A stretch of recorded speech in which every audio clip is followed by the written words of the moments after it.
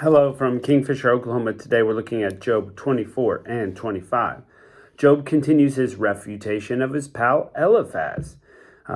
He's saying things like, why aren't we seeing more of God? Look, some people are out there doing terrible acts, driving away herds of people. They're persecuting orphans, the widows, the needy. Where's God when all this is happening? The wicked rise to seek their prey, and the wicked around us continually do wrong. Now remember, he's using this not as a shot at God, like, where are you, God? But his friends have been telling him, you are suffering because you're doing wrong. And Job's saying, look at all these other people doing wrong, and God is not doing anything. So it isn't just wrong. Remember, it's kind of like they're arguing a karma sort of argument. Those who do well get blessed. Those who do wrong get, bad consequences. Now, there is a line that we want to draw, if we're reading this correctly, is that people do pay consequences for their wrongdoing. And when they make good choices, they can get good consequences. But that is not the end of the story. And that's the line we're drawing here in this book, is that Job has done nothing wrong. From the first two chapters, we see that. He's done nothing wrong, but he's allowed to have bad things happen to him. And the same is, going for the opposite. Wicked people do have good things that happen to them sometimes. That's just how it goes. And it's a fallen world. Things are not perfect. People are allowed to make choices that affect other people. And so Job is pointing that out. The wicked rise, they seek their prey. The wicked are around us continually, and they do wrong. But Job, again, is pointing out that God doesn't seem to do anything about all these things. Murder, adultery, other sins, not punished. Look, these people are operating in darkness. At some point, the light is going to come up, and that will be death to them. But it isn't really happening in a quick manner as a karmic, I guess if that's a word, world would suggest. God will bring them down to the grave. It's just not happening in the time we think. Bildad the Shuhite, considered one of the shortest of the Bible because he's the Shuhite. But anyway, bad joke. Bildad the Shuhite actually gives a very short response, and that's what reminded me of that old dad joke. He says, look, dominion and fear are with God, his armies without number. Man is unclean and unjustified in front of God. Look, even the moon and stars are not perfect. They're not clean in front of God. How can man expect to be? Man is less than the moon. Man is more like a worm. So how can you expect man to do all this in front of God? So let's check it out. Job chapter 24. Why, seeing times are not hidden from the Almighty, do they know him not? Do they that know him not see his days? Why do people who know God can't even see him? Some remove landmarks, they violently take away flocks, they feed thereof, they drive away the ass of the fatherless, they take the widow's ox for a pledge, they turn the needy out of the way, the poor of the earth hide themselves. Look, if you want to make God mad, you do things to the widows, orphans, and poor. God is the defender of that, it says many times. But here Job is pointing out that sometimes people do that and they still get away with it. Behold, as asses in the desert, they, the evil people, go forth to their work, rising betimes for prey. The wilderness yieldeth food for them and their children. They reap their corn in their field. They gather the vintage of the wicked. They cause the naked to lodge without clothing, and that they have no covering in the cold.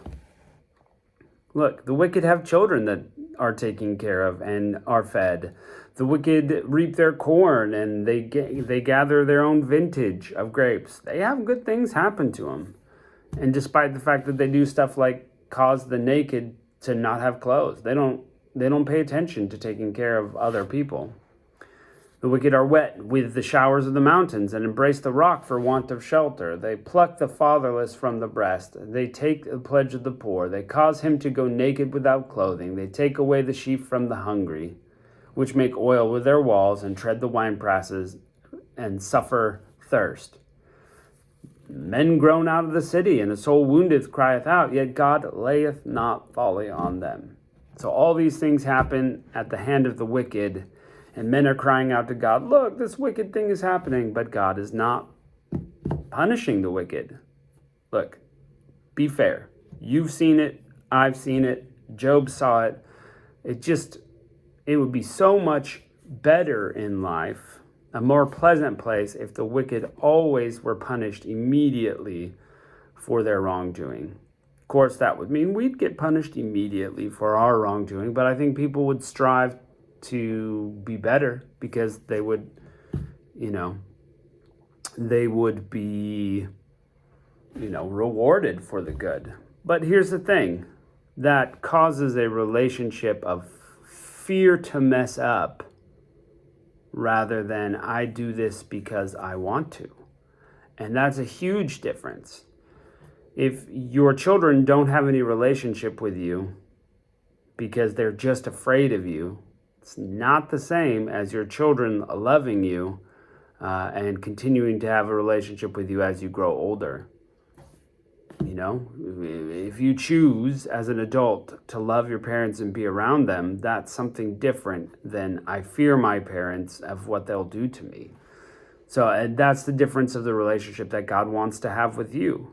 You are his child. Are you going to be just afraid of him and therefore do things? Or are you going to do things because you want to be obedient to him and you love him? Big difference. Big difference. Think about it. And that's one of the questions they've got. This is why God doesn't immediately punish, because he's graceful, he's merciful. He wants that good relationship, not just fear. Verse 13, they are those that rebel against the light. They know not the ways thereof, nor are able in the paths thereof. The murderer, rising with the light, killeth the poor and needy, and in the night is a thief. So he's murdering, he's stealing. The eye of the adulterer waiteth in twilight, saying, no eye shall see me, and disguises his face. There's adultery. In the dark they dig through houses which they mark for themselves in the daytime. They know not the light. They're doing all these things in darkness. They're hiding their sin. He is swift as the waters. Their portion is cursed in the earth. He beholdeth not the way of the vineyards. Drought and heat consume the snow waters, and doth the grave those which have sinned. So that's where all the sinners are going to end up, in the grave. The womb shall forget him, the worm shall feed sweetly on him, he shall be remembered no more, and the wickedness will be broken as a tree. So Job is pointing out there will be punishment eventually, but it's not happening immediately. He evil entreateth the barren that beareth not, and doeth not good to the widow. He draweth also the mighty with his power, and riseth up, and no man is sure of life. Though it be given to him in safety, whereon he resteth, yet his eyes are upon their ways. They are exalted for a little while, but are gone and brought low. They are taken out of the way as all other, and cut off as tops of the ears of corn. And if it not be so now, who will make me a liar, and my speech nothing worth?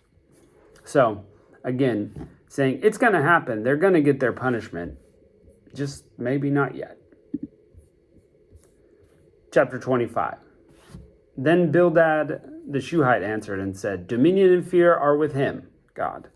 He maketh peace in his high places. And is there any number to his armies? And upon whom doth his light not arise?